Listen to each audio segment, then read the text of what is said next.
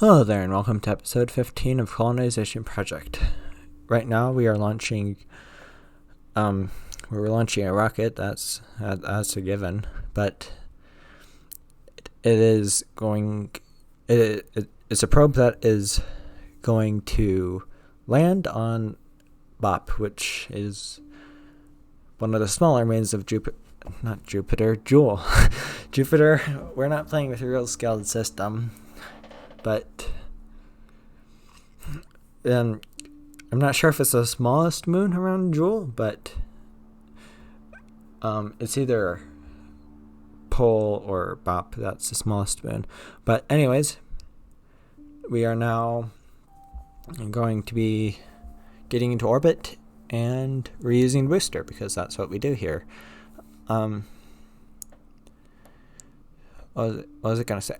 This is a upgraded variant of either the Tecto or the, what's it called, Elu rocket.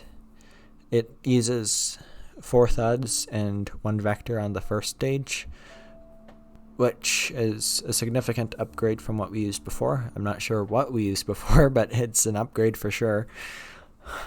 If it was a downgrade, then I probably wouldn't be doing it, but we're now reusing the booster. The second stage is also upgraded too. It uses a wolfhound instead of, once again, whatever we used before. It was probably like a poodle or something.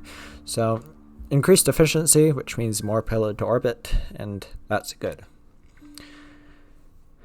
And we have landed this booster. Our next order of business is getting the probe out to Jool, because otherwise it wouldn't be able to land on MOP, and that's not good for a probe that's supposed to do that. But yeah, we now can go ahead and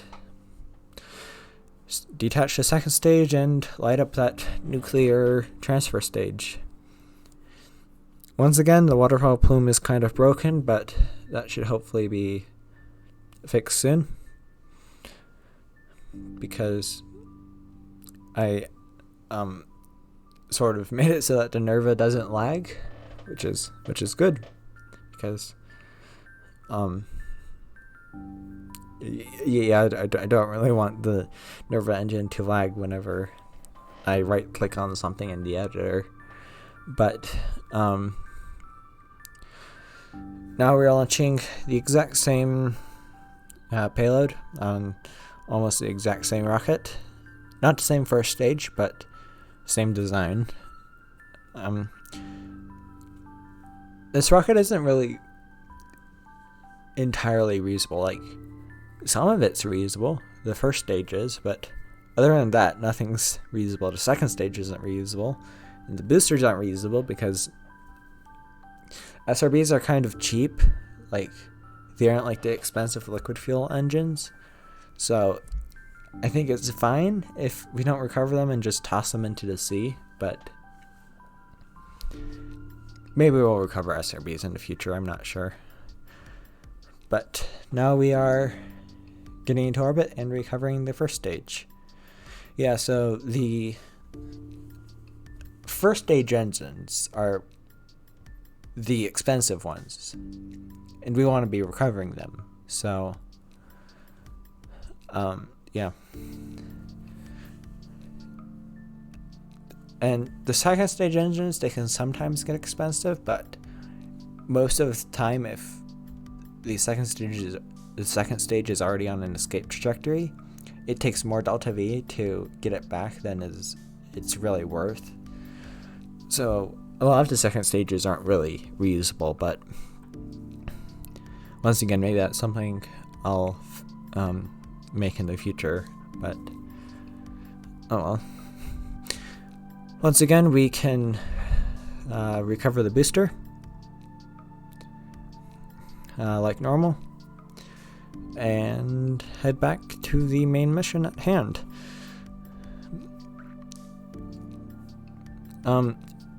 We didn't really need the radiators on the probes that have nuclear engines. I think the engines can dissipate enough heat by themselves that we didn't really need them. But when I was just playing without recording and a while ago, and I sent probes to like the innermost planets, I used the interstellar candle engine, which is like a 0.625 meter Nerva, which uses an RTG instead of like a big nuclear reactor. And I didn't want that happening on these missions, because when that happened, I could only have the engine on for like a certain amount of time before the engine would just overheat and blow up and not be able to it wouldn't be able to do anything anymore unless it got like a gravity assist off of like one of the moons and plummeted into the atmosphere. If you're wondering why I said innermost planet and what's it called? Innermost planet and atmosphere, because Moho doesn't have an atmosphere. I was actually once planning for this series to be in the Beyond Home planet pack, and that planet had Fury, and that's what planet pack had Fury, which is what I sent that probe to. I'm not sure if it was the distance to the sun that caused that, or just the fact that it didn't have radiators, but one of them caused that, and that put a sort of lifespan on the mission that I didn't really expect to happen. But we don't want that here, so that's effectively why I put radiators on the nuclear transfer stage, even if we didn't need it. Once again, we are recovering the booster, which I literally just completely neglected this entire launch because I was talking about radiators. But this is the Lathe probe that will land on Lathe, and it's launching on Leviathan, so we obviously want to recover the second stage. The Space Center looked a bit different. That's because I removed KS Extended, because I didn't really use the launch pads, and the only reason why I had it installed was the landing pads, but I could have just edited those in, which I did. So that's effectively why the landing pads are now right next to the launch pad instead of like really far away from it. By landing in the ocean, we did manage to lose a grid fin, but that's okay. Grid fins are pretty cheap. They can be replaced. What we really want to recover is the engine, and thankfully that didn't explode, so that's good. This rocket probably had more than enough delta V to do this mission by using like gravity assists and aero braking off of like Jool and Lathe and Tylo. I'm talking about gravity assists off of Tylo. You can't really aero brake at Tylo, because it doesn't have an atmosphere, and you can litho brake at Tylo, but I'm not sure if that would be exactly good, because then you would like lose a part of your rocket, and I don't think you would want to do that. So, but I wanted more delta V than not having. I'd rather have more delta V than not having enough. Now we're just performing the ejection burn of the Jool relays, which we put into an elliptical orbit last episode. What was I going to say? We had to put it into an elliptic orbit because the TWR is not very good on this stage. So we had to do multiple burns at periapsis. But now what we're doing is launching the Val lander, which is going to land on Val.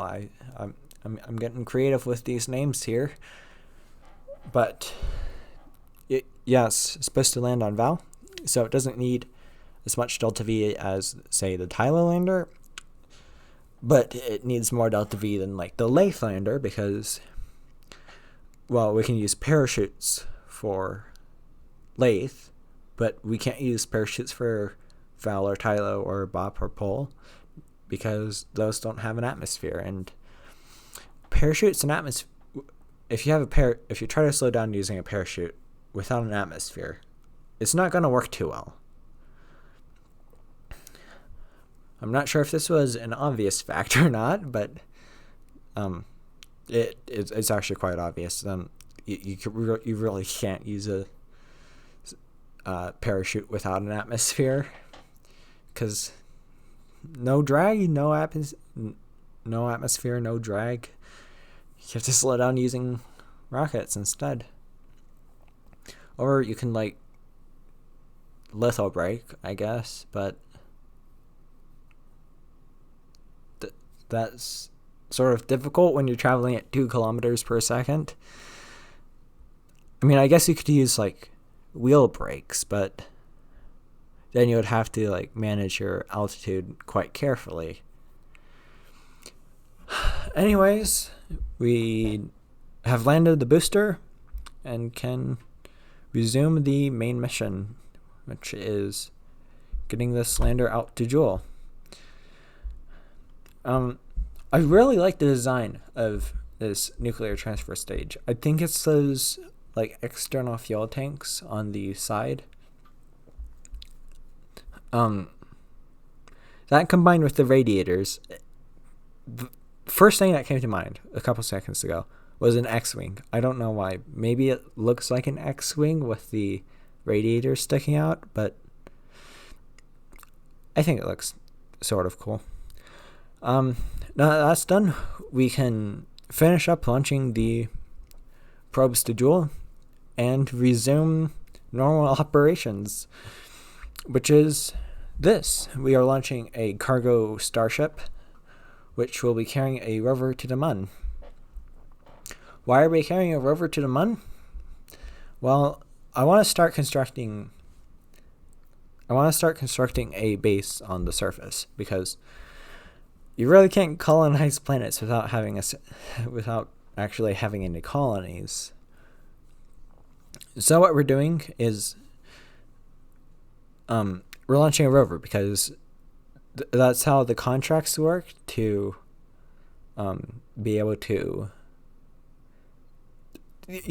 in order to get the contract to build a base, you have to do scans of the surface, and then you have to land a rover, and then you actually have to land the base. And we want money from the base because building the bases are quite expensive, and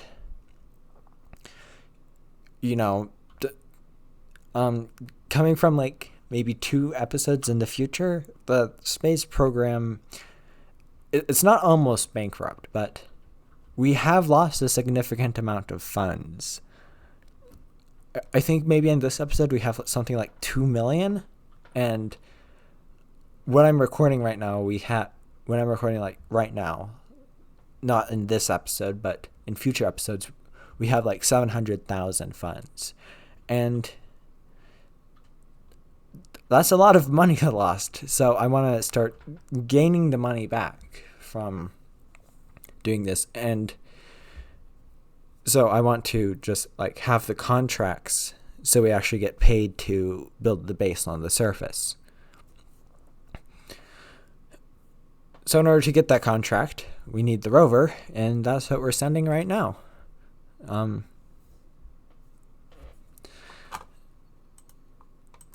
What was I about to say? Yeah. So we have performed our transmunar injection.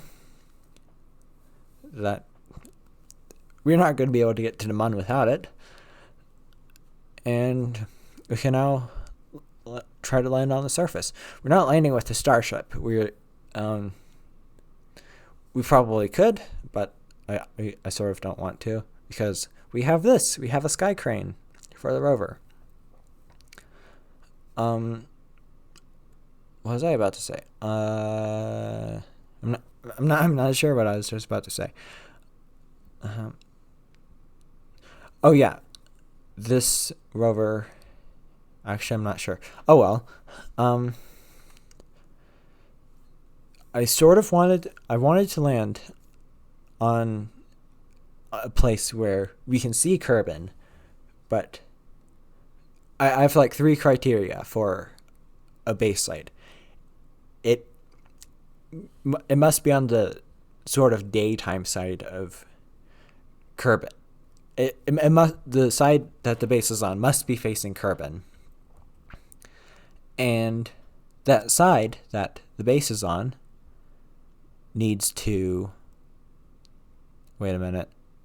I sort of want the site to like have Kerbin on the horizon because that looks cool. That's not really a complete criteria, but it would be nice if it did. And I also want it to be sort of flat on the surface to make it easy to build the base. Off camera, I sort of did some driving around.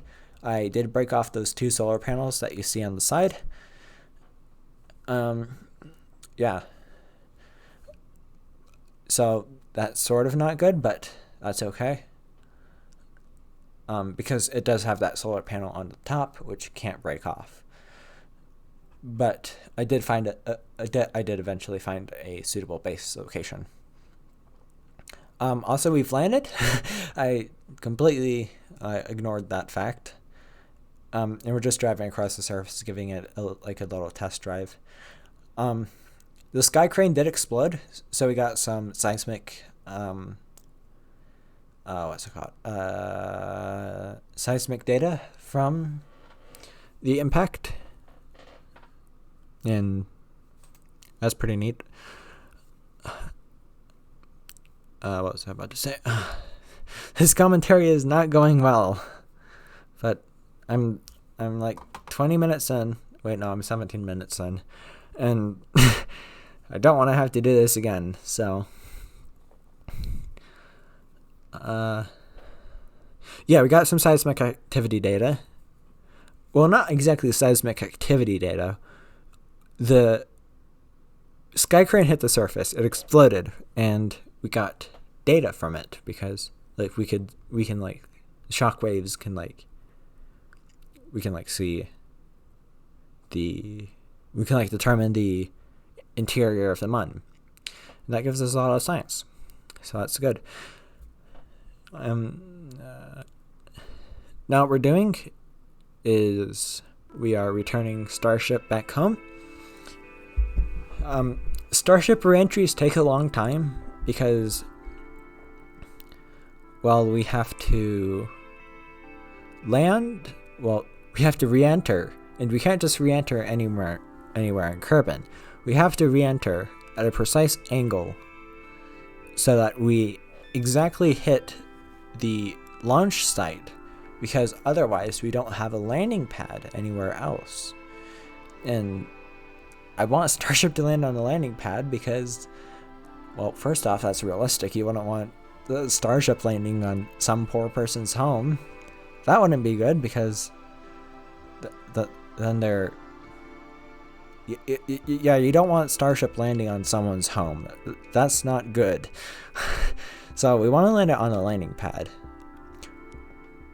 We don't have to land it on the landing pad, but it makes it a lot easier because, well, it's flat terrain. And